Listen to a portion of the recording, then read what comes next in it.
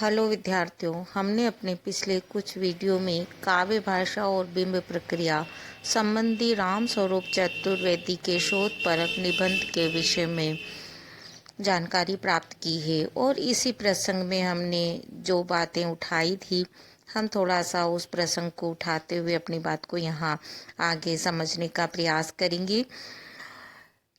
चतुर्वेदी जी ने जब सैद्धांतिक चिंतन और व्यवहारिक चिंतन की बात की थी काव्य भाषा के विषय में, तो उन्होंने सबसे पहले रामचंद्र शुक्ल की बात की है और रामचंद्र शुक्ल के विचारों को उन्होंने अभिव्यक्ति दी है। इसी प्रसंग में उन्होंने भाषा प्रयोग के दो स्तर भी बतलाए थे। एक स्तर था बोलचाल की भाषा का स्तर और दूसरा स्तर था साहित्यिक भाषा का, जिसके विषय में हमने बहुत विस्तृत चर्चा अपने पिछले वीडियो में की है। और इसी प्रसंग को आगे बढ़ाते हुए हमने कविता की भाषा क्या है, उसकी स्थिति क्या है, उसका स्वरूप क्या है, इस विषय में चर्चा की थी। और उसी विषय में हमने जो बिंदु देखा था वह था काव्य की भाषा का मुख्य तत्व होता है भावचित्रों का विधान करना। और यहाँ हमने इस बात को भी रेखांकित किया था कि कवि परंपरा में स्वीकृत भावचित्रों का प्रयोग बहुत ज़्यादा नहीं करता है। जहाँ उसको जैसी आवश्यकता होती है वह सामान्य से सामान्य शब्द के आधार पर अपना वांछित भावचित्र खुद ही निर्मित कर लेता है। हम अपनी बात को, विषय को, चर्चा को आगे बढ़ाते हैं तो इसी प्रसंग में जो बात उन्होंने आगे बढ़ाई है वह उन्होंने कहा है कि भाषा लिखते समय हम चाहे कितनी ही सावधानी क्यों न रखें, वह गणित या विज्ञान की भाषा जैसी सही और एक अर्थ को देने वाली भाषा कभी नहीं हो सकती। उन्होंने केवल अपनी बात ही नहीं कही है, उन्होंने इस तथ्य के पक्ष में तर्क भी प्रस्तुत किया है। उनका कहना है कि काव्य की भाषा गणित और विज्ञान की भाषा इसलिए एकार्थक नहीं हो सकती, इसलिए वैसी ही सही नहीं हो सकती क्योंकि गणित और विज्ञान में निश्चित अर्थ देने वाली भाषा सहायक हो सकती है, किंतु कविता की भाषा में निश्चित अर्थ देने जैसी कोई स्थिति संभव ही नहीं होती। इसका भी कारण है और वह यह है कि अनेक बार कवि किसी एक शब्द से ही बहुत सी अनुभूतियां जागृत करवा देता है और अपने मन के भावों को पाठक तक संप्रेषित भी कर देता है। तो जो कवि का उद्देश्य होता है, लेखक का उद्देश्य होता है, वह भाव सत्ता को पाठक तक पहुंचाना होता है। उसके लिए उसे जो शब्द जहाँ जब आवश्यक प्रतीत होता है वह उस शब्द का प्रयोग करता है। इसलिए भाव अनंत है, भाव की स्थितियाँ अनंत है, इसीलिए उसे भाषा के लिए भी, अपने भावों की अभिव्यक्ति के लिए भी भाषा का उसी तरह चुनाव करना होता है। इसी प्रसंग को कवि ने और ज़्यादा स्पष्ट करते हुए कहा है कि आधुनिक रचनाकार की जब हम बात करते हैं तो आधुनिक रचनाकार किसी अनुभूति के सुनिश्चित रूप के स्थान पर उस अनुभूति की एक जो व्यापक श्रेणी होती है उसे ही संप्रेषित करना चाहता है। और इसका कारण है कि अनुभूति के वैविध्य अनेक हैं। हमने अभी ऊपर भी बात की है, जब अनुभूति अनेक प्रकार की है तो वह उन अनुभूतियों की पूरी श्रेणी को ही संप्रेषित करना चाहता है। यदि वास्तव में देखा जाए तो शब्द अपने आप में एक निश्चित अर्थ को व्यक्त करते ही नहीं हैं, वे उस अर्थ की व्यापकता के अंतर्गत आने वाले अनेक मिलते जुलते भावों को भी व्यक्त करते हैं।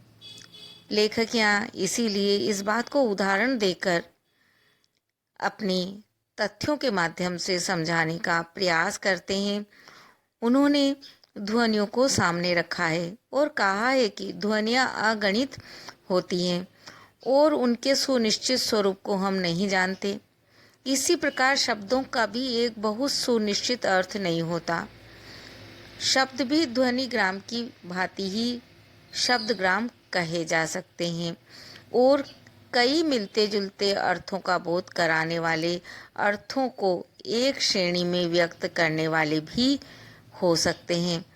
हम वस्तुतः की अनुभूति को नहीं वरन उसके व्यापक स्वरूप को ही संप्रेक्षित करते हैं। तो इस तरह जो बात यहाँ पर चतुर्वेदी जी कहना चाहते हैं वह कह रहे हैं वह कि कविता की भाषा का जो एक मुख्य तत्व होता है वह भाव चित्रों का निर्माण करना होता है, और क्योंकि भाव चित्रों का निर्माण उन्हें करना है तो वह जिस भाषा का प्रयोग करता है वह परंपरागत भाषा नहीं होती। वह अपने भावों को संप्रेषित करने के लिए जिस शब्द की आवश्यकता महसूस करता है उस शब्द को अभिव्यक्ति देता है, उस शब्द के माध्यम से अपने भाव को अभिव्यक्ति देता है। और क्योंकि शब्द का केवल एक अर्थ नहीं होता, वह अपने साथ के अपने समकक्ष के बहुत से अर्थों को साथ में समाहित किए हुए होता है। और इसके साथ वह जिस प्रसंग को जोड़ते हैं वह कहते हैं जब एक ही शब्द अनेक अर्थों को लिए हुए होता है, एक ही शब्द अनेक भावों को लिए हुए होता है और अपने आसपास के बहुत से भावों को संप्रेषित करने की बात वे करते हैं, तो वे कहते हैं कि भाषा की प्रकृति अपने आप में अमूर्तन की है, मूर्तन की नहीं है। कोई भी शब्द अंततः किसी मूर्त वस्तु अथवा स्थिति के अमूर्त संकेत भर ही होते हैं और उससे हम मूर्त अर्थ निकालते हैं। इस प्रकार सारी भाषा अमूर्तन और प्रतीकन की एक क्रिया है। इसीलिए चतुर्वेदी जी यहाँ स्पष्ट करते हैं कि यह प्रक्रिया जीवंत और गतिशील रहे, इसके लिए भाषा का साधारण प्रयोगकर्ता चिंतित नहीं रहता, जबकि कवि का संपूर्ण अस्तित्व इस प्रक्रिया के परिचालन पर निर्भर करता है, क्योंकि जब उसकी भाषा जीवंत रहेगी तभी उसका काव्य भी जीवंत हो पाएगा। इसी प्रसंग को आगे बढ़ाते हुए उनका मत है कि काव्य भाषा की स्थिति और उसका स्वरूप कैसा था, इस पर वो प्रश्न उठाते हैं और कहते हैं कि कवि अमूर्तन की इस प्रक्रिया को किस प्रकार घटित करते हैं। यदि यह बात स्पष्ट हो जाती है तो काव्य भाषा का स्वरूप भी स्वतः ही स्पष्ट हो सकता है। उन्होंने स्पष्ट शब्दों में कहा है कि कवि शब्दों का सामान्य ढंग से प्रयोग नहीं करना चाहता। अनुभूति की रासायनिक प्रक्रिया में वह उन्हें अपने ढंग से उपलब्ध करता है। कवि के लिए सुलभ शब्दावली सामान्यतः दो कोटियों में रखी जा सकती है। एक तो वे शब्द जो दैनिक बोलचाल में सामान्यतः प्रयुक्त होते हैं और जिनका कोई विशेष पूर्व संदर्भ नहीं रहता, जैसे घर है, और दूसरे प्रकार के वे शब्द होते हैं जिनका कोई पूर्व संदर्भ होता है, जैसे उन्होंने उदाहरण दिया है चक्रव्यूह शब्द का। घर और चक्रव्यूह शब्द को जब हम लेखक की दृष्टि से लेते हैं तो वह इसके माध्यम से प्रमाणित करते हैं कि जब हम घर शब्द कहते हैं तो इसका कोई पूर्व संदर्भ नहीं है। घर घर है, वह एक सामान्य बोलचाल का शब्द है, पर किंतु जब हम कविता में चक्रव्यूह शब्द का प्रयोग करते हैं तो इसके साथ ही एक संदर्भ भी जुड़ जाता है, एक संदर्भ भी उजागर हो जाता है। और इन उदाहरणों से ये समझा जा सकता है कि आमूर्तन की प्रक्रिया को कवि किस प्रकार घटित करता है। ये बात यहाँ पर चतुर्वेदी जी स्पष्ट करना चाहते हैं। सारांश रूप में देखें तो वे कहना चाहते हैं इन शब्दों के माध्यम से कि कवि जब किसी शब्द का प्रयोग करता है तो वह सामान्य ढंग से प्रयोग नहीं करता, जैसे कि एक वैज्ञानिक और एक गणित वाला करता है। उसका जो मुख्य उद्देश्य होता है वह उद्देश्य शब्दों की अभिव्यक्ति नहीं होता, उसका उद्देश्य होता है अनुभूति को पाठक तक पहुंचाना, अनुभूति का साधारणीकरण करना। और यह जो प्रक्रिया है, इस प्रक्रिया में उसे जैसी शब्दावली की आवश्यकता पड़ती है वह उस शब्दावली का प्रयोग करते हैं। हम बहुत सीधे शब्दों में सामान्य रूप में इस बात को समझना चाहें तो कवि केवल अभिधा का प्रयोग नहीं करता। अभिधा, लक्षणा और व्यंजना हमने 3 शब्द शक्तियां मानी है, अर्थात शब्द की शक्ति 3 प्रकार की है। इसमें से वही काव्य श्रेष्ठ रसमय माना जाता है, अनुभूति परक माना जाता है, जो व्यंजना के माध्यम से अभिव्यक्त होता है।